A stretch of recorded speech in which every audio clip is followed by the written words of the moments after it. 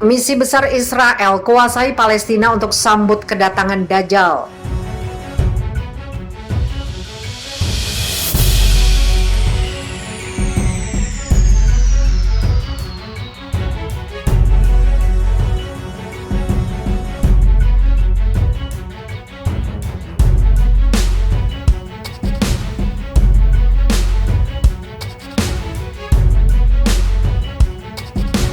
Perang terbuka Palestina-Israel yang terjadi hingga hari ini tidak lepas dari risalah nubuwah atau kenabian. Keadaan akhir zaman telah disebutkan Nabi Muhammad SAW 15 abad lalu bahwa umat muslim akan berperang melawan Yahudi yang kelak dipimpin oleh Dajjal, si Mesias palsu. Inilah cita-cita terbesar Israel untuk menguasai Palestina semata-mata untuk menyambut kedatangan Dajjal, karena mereka mendirikan negara Israel Raya untuk mengembalikan kejayaan kerajaan Daud yang merupakan masa keemasan Bani Israel di masa lampau. Upaya pertama yang mereka lakukan adalah menduduki Al-Aqsa atau Baitul Maqdis dan menyingkirkan Palestina. Fakta hari ini berapa banyak perusahaan di dunia dikuasai oleh Yahudi, teknologi komunikasi, bisnis senjata, penciptaan mata uang elektronik, penundukan negara-negara Arab, dan penguasaan sektor-sektor ekonomi. Yahudi menciptakan tatanan dunia baru untuk menyambut Dajjal, Mesias sejati bagi Yahudi. Itulah sebabnya konflik Palestina-Israel sulit didamaikan. Israel punya misi besar hingga akhir zaman. Kondisi saat ini Israel dengan sombongnya menunjukkan powernya, mengagresi warga Palestina dan ingin menguasai Baitul Maqdis atau Masjid Al-Aqsa. Sejak masa lampau, kaum Yahudi memang dikenal sebagai umat pembangkang yang suka berbuat kerusakan.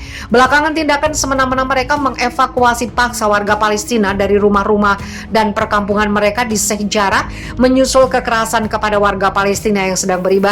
Bahkan tentara dan polisi Israel merusak Masjid Al-Aqsa dan memasukinya tanpa membuka alas kaki. Menurut pakar ilmu linguistik Arab Ustadz Dr. Miftah El-Banjari, istilah Bani Israel, Ibrani, Yahudi, Israel maupun Zionis adalah istilah yang berbeda, namun esensinya hampir sama. Karakter dan tabiat mereka suka berbuat kerusakan di muka bumi, licik, culas, jahat, suka mengusir penduduk lain, penjajah dan perusak kemakmuran bangsa lain. Hal ini telah diabadikan di dalam Al-Quran dan akan tetap relevan sepanjang zaman. Sejak masa Nabi Musa, kisaran 1700 sebelum Masehi, Nabi Daud dan Sulaiman hingga berdirinya Israel Raya di tahun 1948 oleh kelompok Zionis menjadikan sejarah Yahudi selalu dipenuhi oleh sejarah kelam, genosida, pembantaian, dan peperangan tanpa henti. Mimpi membangun kembali Haikal Sulaiman yang mereka yakini sebagai arah baru kebangkitan kejayaan bangsa Yahudi menjadi ambisi Yahudi Zionis yang ingin kembali merebut tanah negeri Palestina dan mengusir penduduk bangsa Arab. Terang dai lulusan Mesir itu. Haikal Sulaiman mereka yakini berdiri di atas Masjid Al-Aqsa, itulah yang sampai detik ini membuat mereka tetap bersemangat menggali terowongan di bawah masjid yang pernah menjadi kiblat kaum muslimin. Sejarah panjang Bani Israel. Sejarah panjang bangsa Israel dimulai dari kurun waktu 4000 tahun lalu. Hal itu disebut Nur Hidayat dalam tesisnya Kisah Nabi Isa dalam Al-Quran, satu kajian sejarah, program Pasca Sarjana UIN Alauddin Makassar 2017. Sejarah Yahudi menggambarkan bangsa yang mengklaim akidah mereka sebagai akidah paling benar dan termulia. Atas dasar ini mereka mencela dan menyerang dengan terang-terangan bangsa lain sekaligus meremehkan kesucian agama lain. Bani Israel adalah sebutan untuk keturunan Nabi Yakub. Nabi Yakub memiliki 12 putra, yaitu Ruben, Simeon, Lewi, Yehuda atau Yahuda, dan Naftali, Gad, Asher, Isakar, Zebelon, Yusuf, dan Benyamin. Keturunan mereka kemudian menjadi 12 suku dalam Bani Israel. Keturunan Yusuf dibagi menjadi dua, yaitu suku Manasye yang merupakan keturunan putra sulung Yusuf dan suku Efraim yang merupakan keturunan putra kedua Yusuf. Istilah bahasa Indonesia Yahudi berasal dan merujuk pada putra Nabi Yakub bernama Yehuda. Mereka tinggal menetap di sana selama 400 tahun hingga kelahiran Nabi Musa alaihi salam menyelamatkan Bani Israel keluar dari Mesir seperti yang dikisahkan dalam kitab Keluaran Exodus. Setelah Nabi Musa, bangsa Israel kembali berjaya tatkala dipimpin oleh Raja Talut. Kristen menyebutnya Saul. 1042 sampai 1012 sebelum Masehi, Nabi Daud Kristen menyebutnya David. 1012 sampai 972 sebelum Masehi, dan Nabi Sulaiman, Kristen menyebutnya Solomon, 972 sampai 932 sebelum Masehi. Ketiga raja itu adalah tokoh sentral kerajaan Bani Israel. Untuk mengetahui kisahnya, lihat Quran surat Al-Baqarah ayat 246 dan Quran surat An-Nahl ayat 15 sampai 44. Nabi Daud berjasa dalam meletakkan agama sebagai dasar negara seperti yang telah dirintis oleh syariat Nabi Musa.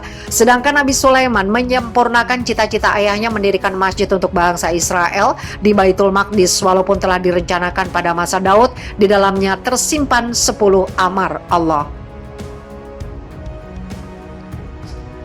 Sulaiman bin Daud adalah seorang nabi sekaligus raja bagi bangsa Israel. Beliau diganti oleh putranya Rabeam yang melanjutkan tata kekuasaan ayahnya selama masa fatra atau masa di antara dua orang nabi yang menurut para penutur cerita berkisar kurang lebih 17 tahun. Setelah Rabeam wafat, bangsa Israel terpecah hingga mendekati kemusnahan akibat kekuatan intern dan faktor ekstrim merupakan penyerangan Romawi ke tanah Palestina dan daerah sekitarnya. Di antara faktor intern adalah menjamurnya kerajaan kecil di kalangan Bani Israel pada masa yang bersamaan setelah mereka terpecah menjadi golongan dan suku kecil. Pada masa kelahiran Nabi Isa alaihissalam, Romawi menguasai Israel dan tunduk di bawah kekuasaan Raja Herodes. Yang menjadi hakimnya pada masa itu adalah Pilatus al-Nabti. Kondisi politik, sosial maupun intelektual jauh berbeda dengan kondisi pada masa Nabi Sulaiman. Hal itu disebabkan masuknya pengaruh Romawi ke jantung kota Palestina dan memberi pengaruh terhadap kehidupan bangsa Israel. Di masa ini mereka dipaksa mengikuti hukum Romawi dengan menarik upeti dan menindas mereka di bawah kesewenangan seorang hakim. Kekacauan terjadi di mana-mana. Pada masa kegelapan inilah Nabi Isa alaihissalam diutus sebagai juru selamat, seorang rasul utusan Allah Ta'ala untuk menyelamatkan bangsa Israel dari kebodohan mental dan kezaliman. Namun bangsa Israel bukannya menerima ajakan suci Nabi Isa, mereka malah membangkang, durhaka dan ingin membunuh Nabi Isa. Bani Israel juga sering mengikat perjanjian dengan Tuhan, namun setiap kali berikrar mereka selalu berkhianat. Berikut firman Allah dalam Al-Quran, telah dilaknat orang-orang kafir dari Bani Israel dengan lisan Daud dan Isa putra Maryam. Yang demikian itu disebabkan mereka durhaka dan selalu melampaui batas. Quran surat Al-Maidah ayat 78. Hubungan Yahudi dengan Dajjal. Merujuk konsep teologi Yahudi bahwa Yahudi arus utama tidak mengakui Yesus sebagai Tuhan atau seorang perantara Tuhan ataupun bagian dari Trinitas. Mereka berkeyakinan bahwa Isa bukanlah Mesias dengan alasan bahwa Isa tidak memenuhi nubuat mesianik yang tertulis dalam Tanakh atau kitab suci Yahudi, dan juga tidak memenuhi kualifikasi personal Mesias. Namun ada sejumlah orang Yahudi yang menerima dan mereka disebut Messianic Jews, orang Yahudi Mesianik.